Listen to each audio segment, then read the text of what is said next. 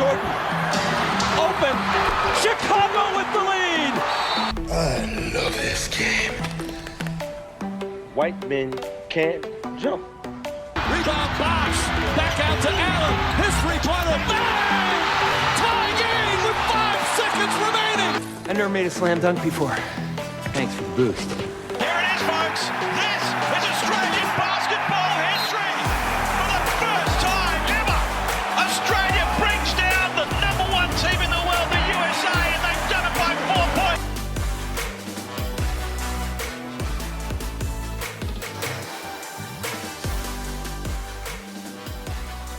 Hello and welcome to episode 2 of Hoops Fix, right here with Alan Brown, and g'day to my good mate. Hello to you, Wilson. How are you, Will?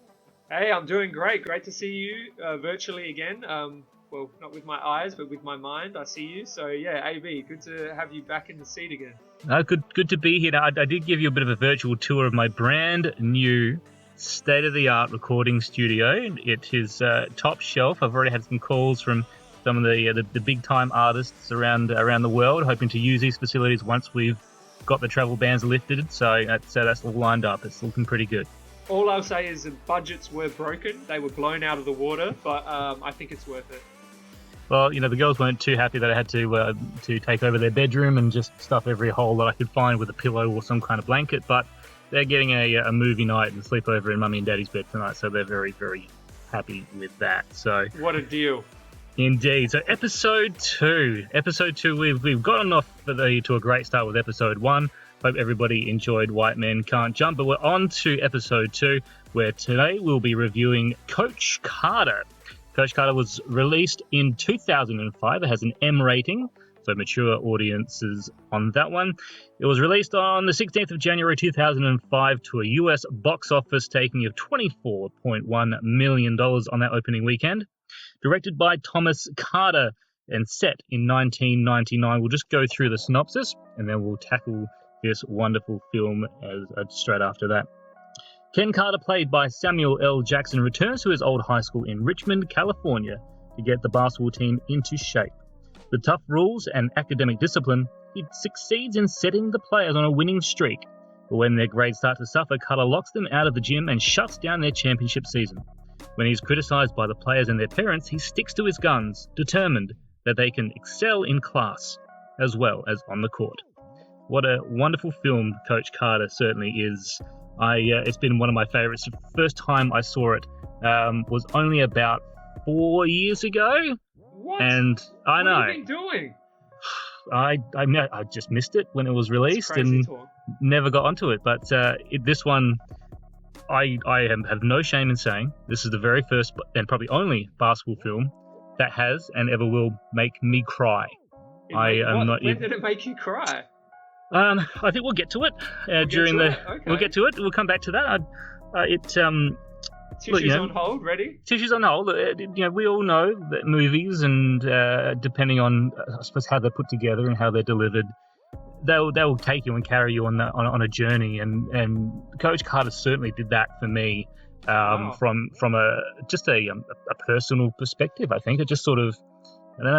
It just took me on that journey with it as it went along, and I couldn't be any more appreciative to Thomas Carter and the way he put together this film. Very interested to hear about what that story is and how that touched you. So, movie, not non-basketball movie, but Forrest Gump gets me every time at the end when he's talking to the grave there. But that's another theme and another topic for another day. But Coach Carter, I can see how that gets you because it is quite emotional. Like it's, again, like a lot of these movies we're going to look at, it's not 100% about basketball. It's kind of, that's the vehicle or the subject of the movie, but obviously there's a lot more going on that makes it such a fuller movie in terms of all the backstory and things that are going on. So it is a very, very touching and real story in terms of things that go on the streets and in people's real lives that I think that they can relate to in everyday life.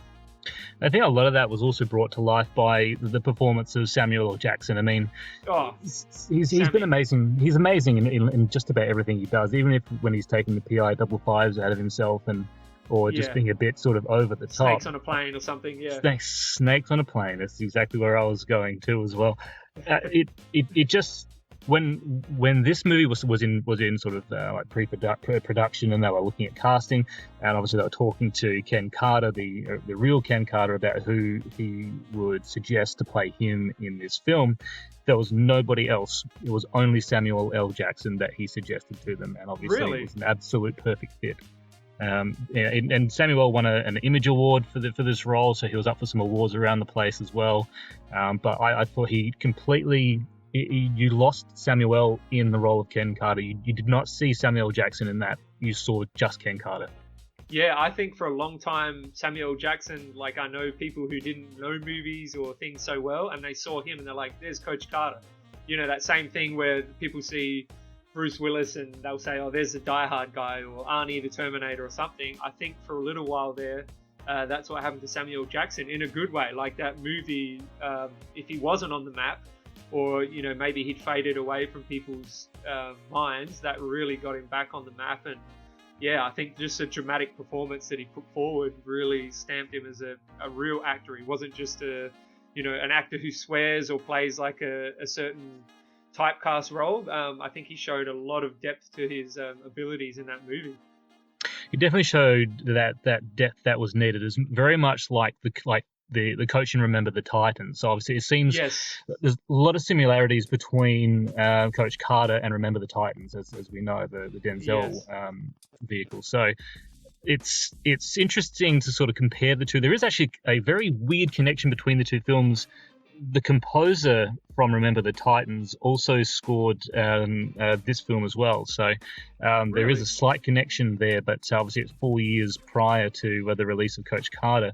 Was Remember the Titans. They also did Glory Road too, another good basketball flick. Another Denzel movie? Oh no, that wasn't Denzel, was it? That's Glory Road was Gene Hackman?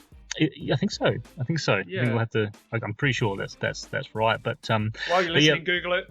Yeah, please. Anybody there, just if you can comment, let us know if we are right Time or machine, completely. Come back, tell us somehow. Splice into this, tell us, okay? And we'll jump in and go, oh yes, that's right, we were right. Thank you, random person on Twitter or Instagram or wherever we may be. Indeed. But yeah, look, and I think the thing with Samuel L. Jackson's performance, it wasn't just the movie. It wasn't Samuel L. Jackson all the time.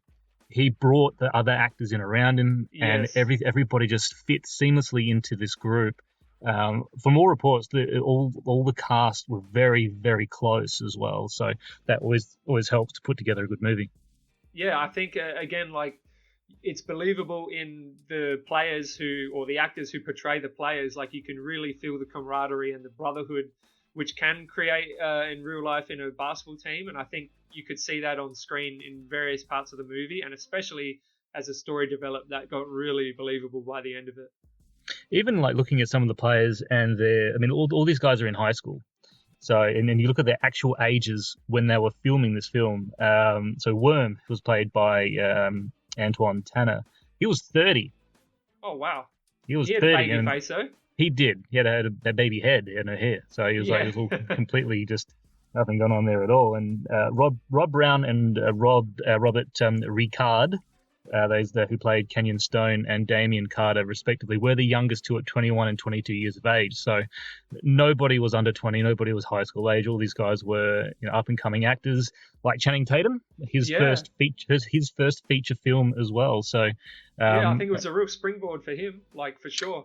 Massively, and then a lot of things followed from that step up. 21 Jump Street, Yep, all those sort of films that he ended up that he's promoted, that he's come out with as well since then. So, and he was only 25 and often rolling. Was not a basketballer. He had to be taught how to play basketball. He was a football player. He was a decent footballer. But yeah, had to be shown. These guys, all of them, practiced 5-10 hours a day, leading up to filming, and then continued to practice 5 hours a day in between, and making sure that the basketball was fluid and the plays were well run. They ran these plays over and over and over and over and over and over to get them right, to ensure that the basketball looked real, which was really important too. Yeah, well, that's really, really interesting, and I think it's another one of those things, like the Hollywood life. You're getting paid millions of dollars, and part of your job is you got to practice basketball every day. What a terrible thing to do for your job. Doesn't sound too bad at all. Yeah, couldn't do it. Couldn't do it? Sounds horrid. No, I'd love to do it. I'd love to. Of course. It would. I've done a little bit of acting in my time, a little bit of theatre and a little bit of television, and just as an extra, I think my biggest claim to fame would be teenager with iPod on a Truscott Hi-Fi commercial or an extra on McLeod's Daughters. But beyond that, I don't think I've gotten. That's still a claim to fame. Oh, look, it was a while ago, but it's all a bit Kind of fun. a big deal. Look, very small deal, very small deal. But look, it was nice to have been a deal at some point, and I have shown my kids, and they're quite they're quite impressed with that, which is pretty good. But I guess if you make them pass with it, they're also impressed with that. So it's sort of hard to gauge that really. But now, what I wanted to quickly jump onto as well, Will. Rob Brown, who played Kenyon Stone, it wasn't his first basketball film. Oh, really? A little bit before we've seen him here in Coach Carter. He was actually in Finding Forrester opposite of Sean Connery, Sir Sean Connery, I should say. Wow, Sean Connery, he is a big deal. He's a pretty big deal. He's been around the traps. James Bond 007. He was in. Of course, Moneypenny. One more time for those of you who did not hear that. Go ahead. That's Moneypenny. the secretary. Yeah, it's the best name of a secretary ever.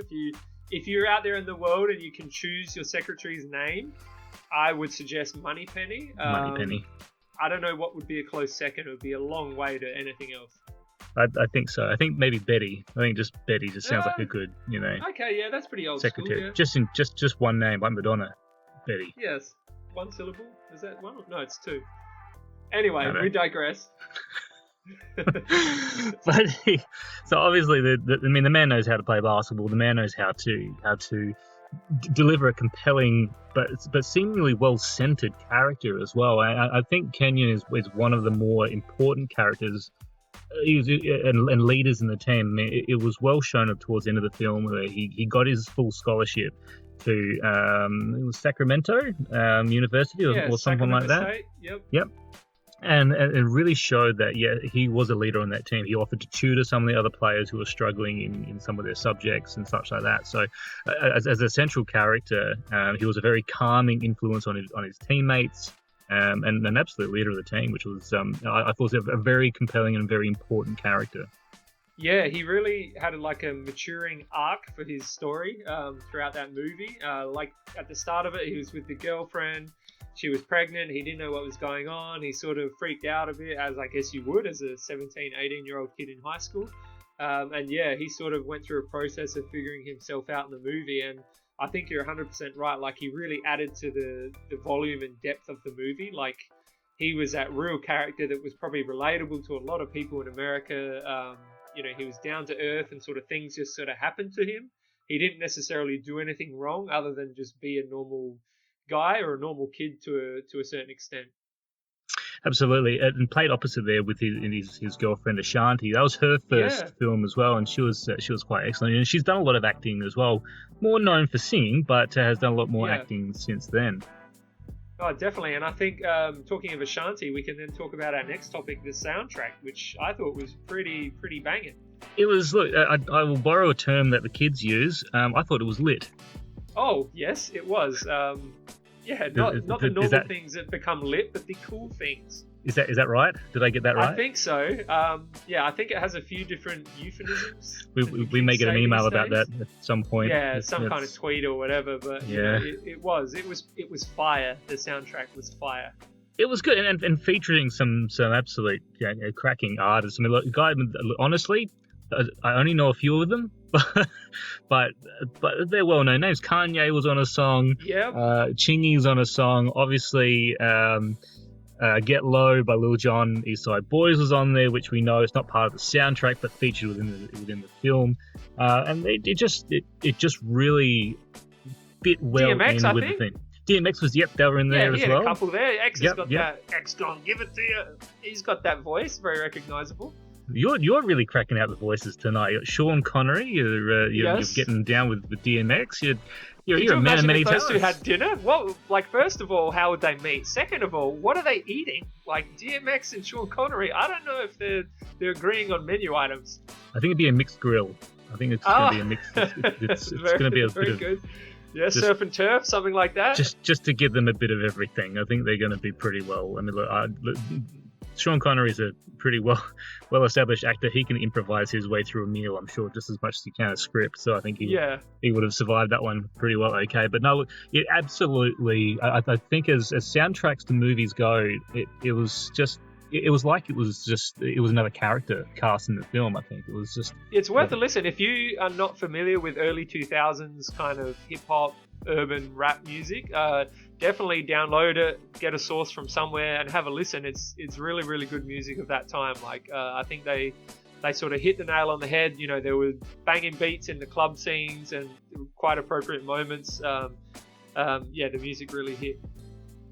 And I might even get Balla, I don't know what it's called. It's written Balla by The Hood and Mac 10. I might even get that as my ringtone, actually, after we finish recording today. I think that's going to be my next. Okay, yeah, you could do that. I might just call you several times a day just to make you look cooler around your home, work from home colleagues. Yes, my kids will, will love that. We'll turn off the Frozen 2 soundtrack and we'll get some.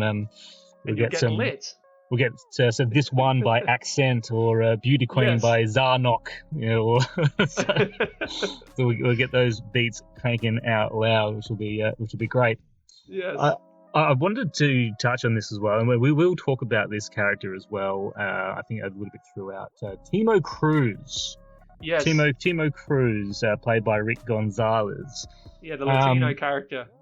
Another central character, really. Like he really brought the start and the end of the movie together, I think. I honestly, if you asked me, and which you can if you like, who I thought was the most important character, which you can ask me now if you like. Avi, in your professional, humble opinion, who do you think was the most important character in Coach Carter? I believe it was Octavia Spencer's portrayal of Battle's mum. No, she was great. How good is Octavia Spencer? Goodness me, she's an absolute cracker. She's Oscar winner. She's just brilliant. But anyway, for me, 100% it is Timo Cruz. I think just his way of life within that film, and I think he brought a real different element to the film. I mean, these kids are from a low socioeconomic area. We know that because of where it's set. We know the history of it. But there is a difference between some of these kids who are there just doing their thing, playing some ball, going to school a bit, going to parties, and then there's the other side. There's the gang side, and that just really brought a sense of realism and Rick Gonzalez's portrayal there of Timo Cruz, I think it changed the whole landscape. So good. Oh, yeah. And I will tell you now, so we talked about this a little bit earlier. One of his scenes was the scene that made me tear up, and it still makes me tear up when I rewatch the movie to do this podcast. It was the part where his cousin Rennie was shot in front of him. And he goes to Coach Carter's house, and that exchange. He's kind of out of it. He's in shock. He doesn't know what's going on. Yeah, he's shattered. It's just that it just brings that moment of when everything has gone. It's and you don't know where to turn to, what to do, and the way that Coach Carter. He went there, and the way that Samuel L. Jackson is he's just come inside, son. Come inside. It's going to be okay, and just the manic sort of just worried, just he didn't know where his head was at, and he was frightened for not just for what happened but his life, and that really hit it hard for me, just the way he brought that out. I think he above all was probably the most important character in terms of depth and what was brought to the film of any character in the film. I think he really crosses that thing over from the street life or the outside life to the basketball court. Like, he mixed those two together. Whereas, like you say, some of the characters were only basketball were their problems or, what they focus on, and others had a normal or kind of normal home life. Whereas he was the one who brought the tumultuous street life to realness with the basketball team. And I think, again, he was a central character because he probably went through the most trouble out of all the players or all the kids. And him going through that trouble and that hard time brought the team together. Like, he was really crucial as bad as it was for him to go through, probably without that, the players wouldn't have been as close as they were at the end of the story. Absolutely agree. And I think with the outcome of the film as well, with 6 of those players all getting scholarships to various colleges, Timo was one of those 6, which for him as a young man says a lot about his character and the way that he was able to rise above everything that has happened with the support and love and care and direction and discipline that Ken Carter in his program basically gave him that chance not to be another statistic on the street. Yeah, I think we talked about it a little bit before, but Carter has that father figure presence amongst the whole team. Obviously, he coaches his son, and he's probably even harder on his son, as often happens when fathers coach their sons. But he was like that central, grounded character for all the others. And I'm assuming, you make assumptions that a lot of those characters or people in real life maybe didn't have father figures or didn't have good ones. They talked about Channing Tatum's father being in prison. Other ones, they probably weren't around or whatever was happening. So, yeah, he was really, really essential in their upbringing as a young man. Like to go from a young boy into a young man. And to give them that opportunity, not just to go to high school, and I think again I'd said it earlier, what the principal was quoted as saying within the film, whether this was something that just to build some drama within the film itself, but advising that this could be the best year of their lives playing just basketball. The real Ken Carter was quoted as saying the parents were the bigger problem because they thought now their kid could go directly from high school to pro. And there was nothing in between. There was no fallback. There was no lessons and no discipline, no life experience to take that other direction if it didn't happen to pan out. And I think interjecting, going on a side note story, I think that's why the NBA has the 1 year rule now in terms of they don't want that to be a perpetual cycle of players. Darius Miles is one that jumps to mind. Went straight from high school to pro and probably didn't get the value of the education or the education system. And now he's not playing and it's kind of like, what is he doing? Nobody knows. He's just one example. And I think the NBA is trying to be socially responsible in promoting these kids going through high school, getting their grades so that they have to go to college for that 1 year. And even if they only go for one and done, they still have to meet some kind of grade criteria to make a Division I school. So, that's a little side note that I think makes a lot of sense. And obviously, Coach Carter was onto that maybe a little bit ahead of his time in the late 90s. And from our conversations previous too, Will, you sort of adopted a little bit of the Coach Carter contractual sort of means and ways to get the best out of your players at some point during your coaching career. Yeah, that's true. Last year in Georgia, I was coaching an under-14s team. Very, very talented kids.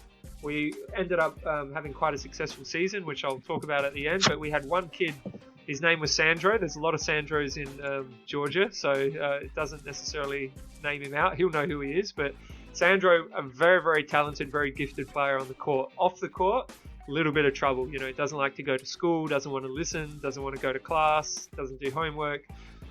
Just a general sort of troublemaker. And every team, when you're sort of forming and storming your group, you create group norms. This is what we're going to do. This is behaviors that are expected.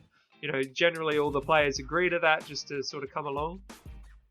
And Sandro was just a player who I don't think he did stuff like consciously to cause trouble, but I think he was just one of those kids where, trouble found him a little bit. He'd lose his homework, he'd, lose his lunch money and that type of thing. And he was always just a bit of a hopeless case. Anyway, so we got to a point where we were playing in a European Championship and Sandro was quite an important player for us. He was one of our top 8 guys, very, very good defender.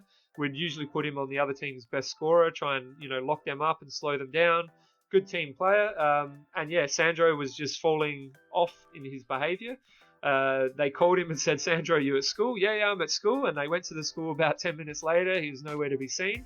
We had to do something. Kicking him off the team was a big option. I'm always a believer in trying to give people second chances or third chances or, trying to find the good in them. So one idea which popped to mind, which probably is from Coach Carter in the back of my subconscious somewhere, is we created a contract for Sandro that him and his family had to agree for him to sign it, but it was basically a behaviour contract that he had to fulfil certain obligations for him to be able to play in that European Championship, which he did. And from the moment he signed that contract, he was a very different young man. It gave him focus, it gave him rules. I think sometimes players need boundaries. If you don't give them boundaries, it's very individual. They can sort of roam and go everywhere, and they don't know where the limit is of what's good and what's bad and right and wrong. But when a kid like Sandro, we gave him a limit of this is where you've got to toe the line and come up to, and he did that perfectly. He came to practice on time, he didn't miss.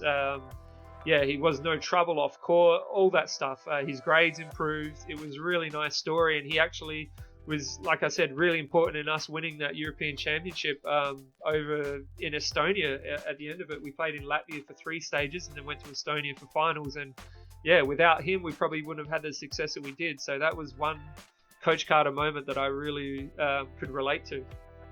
One I wanted to check with you as well. Now, I played a lot of low division basketball. So I was a Div 4, Div 5 player through my years. I didn't do that many push-ups or suicides in my time. I mean, I did enough through training. How'd you get those guns?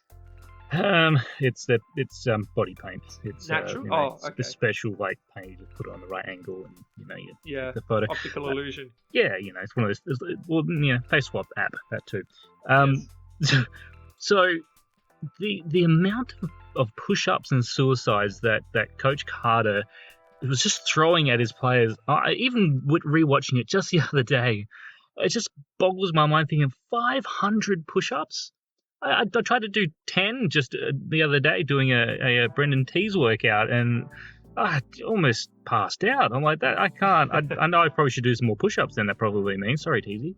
But I tried 500 push-ups and 1,000 suicides, and then more and more and more. I couldn't do it.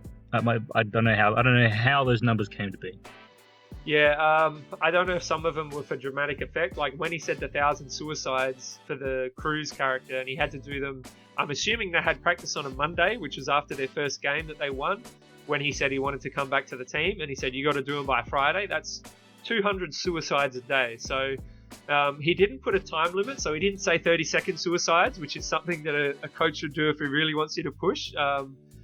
So he didn't put a time on it, but 200 suicides a day, that's a fair amount of time. And that's, you're probably not going to be able to walk for a little while. Like your feet are going to burn from blisters.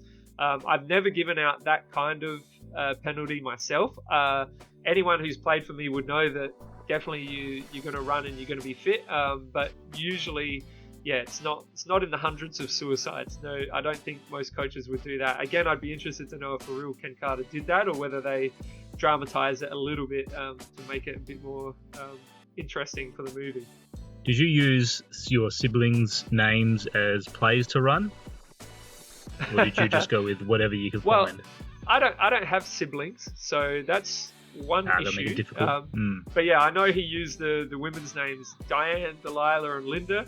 His defenses and the pick and roll offense, which kind of looked like a little bit of a flow offense. I'm not sure. Maybe it was just pick and rolls on the wing. But anyway, I don't use names for offenses of people. I usually use some kind of positional code for what we're doing. So I've always liked calling high is like a UCLA high play. So it starts 1-4 high. So you can say a name that has a trigger for your players to remember. A lot of people run like a 5 out in junior basketball. They might just call 50 or 5. And so it's not a name that's directly telling everybody what you're doing, but it's a name that can trigger a mental reaction from your players to let them know the code pretty quickly. So no, I've never used names because I think people can call out words or they don't hear one, or was that Diane or Delilah, and in the heat of a game those two names can be confused a little bit. So no, I haven't ever done that in my time, but I'm sure there's coaches who have done similar things out there.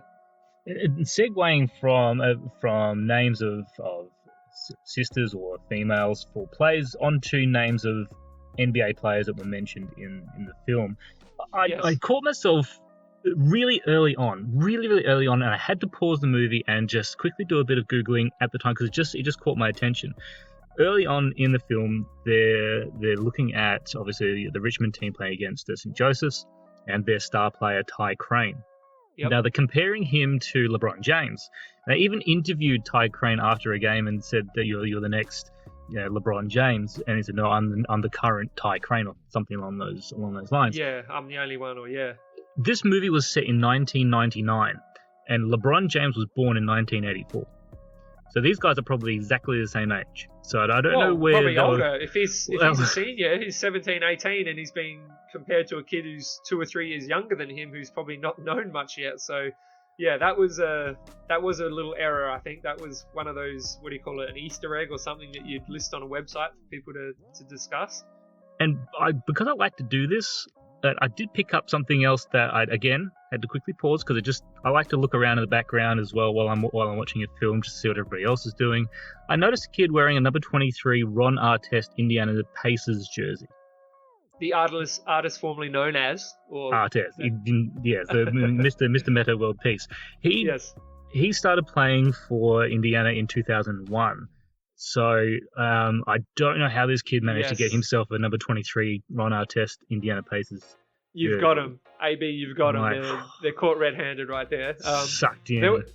There were some basketball things which I'll add as well. There were certain times in the basketball scenes where I don't know if you noticed, but like the other team would score and then the other team had the ball, and that happened 2 or 3 times throughout the movie where the Richmond players played bad defense or something and the other team got a score, and then there was a little interaction between the player and the coach, and he was shouting at him, "Get back," or "What are you doing?" or something, and the other team had the ball again and they're playing defense again. So there was a few instances like that didn't make a lot of sense to me. And like, I know it's a movie, again, we're talking about like, I think the one that they lost at the end, that final state championship game with the Ty Crane. They shot the shot to go up by 1 with like 9 seconds left. Like, high school basketball in America, if you don't know, in most places does not have a shot clock. So why you would shoot the ball with 9 seconds left, I don't know. Maybe you had some kind of Ron Artest moment where you had a brain fart or something. But yeah, there's little things like that which, from a basketball standpoint, it annoys you. But I mean, it adds to the dramatic effect of the movie. And for sure, again, coaches out there would have said, we're going to do this play and shoot on the buzzer, and your player goes out and does something completely different. So, yeah, I'm sure it happens, not scripted a lot. But at the end of the day, and that's something that's just going to happen in a real game as well, exactly like you say. Going with that, obviously we've found a few little errors here and there. We've obviously loved the movie anyway. Let's look into our dunk score. Let's have a bit of a breakdown of what we would individually give our dunk score. We're going to rate these from a 1 to 5. Your 1s being your Andrew Gaze, sort of, he never dunked. If he did, it was just, no offense, GOAT, we love you, but yeah, one hand, that's it. It was not a highlight reel. No. He's not and we go up to 5, which is your Michael Jordan, your Vinnie Carter, even Sam McKinnon. He was known as a decent dunker. Sammy Mack. With your your overview of this movie, how you saw it, what's your dunk score for Coach Carter? So I reckon it's better than White Man Can't Jump, just because I think it did have that Oscar-nominated / Academy Award level of performance with Samuel Jackson, and like you said, Cruz and some of the other supporting characters really took it to a dramatic level. So for me, it's probably like a solid 4.5. So we've got 4 as like a Sean Kemp, Blake Griffin, like, pretty good. Sean Kemp was my favorite when I was growing up, and Leon Trimmingham as well. We've got listed in the 4 category. So somewhere in between a 4.5, 5. I'd say about a solid 4.5 for a basketball movie for me. What about you, AB? Where did you plot it on your scale of dunkaholics or dunkability or something? Dunkonomics? Is that a thing? Dunkonomics? Yeah, it is now. That'll work. I'm gonna rate it a little bit lower than White Men Can't Jump. I think just more from a from a basketball movie culture perspective, I mean, White Men Can't Jump is a film that is almost on a level of its own in what it is and what it means to people, what it has over a long period of time. What Coach Carter has going for it, though, is that it is obviously based on true events, as we know it to be. It still is it's a basketball film that has some predictability to it.